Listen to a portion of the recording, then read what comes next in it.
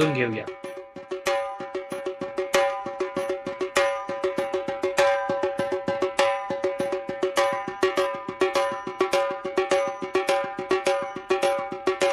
नाकपट्टी म्हणजे एक पैलवान त्याच्या प्रतिस्पर्धीच्या मानेवर किंवा पाठीवर हात ठेवतो आणि हात कोपऱ्यात वाकवतो, तेव्हा त्याच्या तळ हात मानेच्या एका बाजूला आणि खांदा दुसऱ्या बाजूला असतो.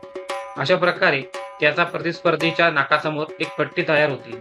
म्हणूनच याला नाकपट्टी असे म्हणतात. लक्षात घ्या की दोन्ही पैलवानमधील अंतर नाकपट्टी करताना जास्ती नसतं व प्रतिस्पर्धी हा निकाल डाव करणार असतो तर ते दोन्ही पण पैलवान समोरासमोर नसून थोडे बाजूला व तिरके असतात.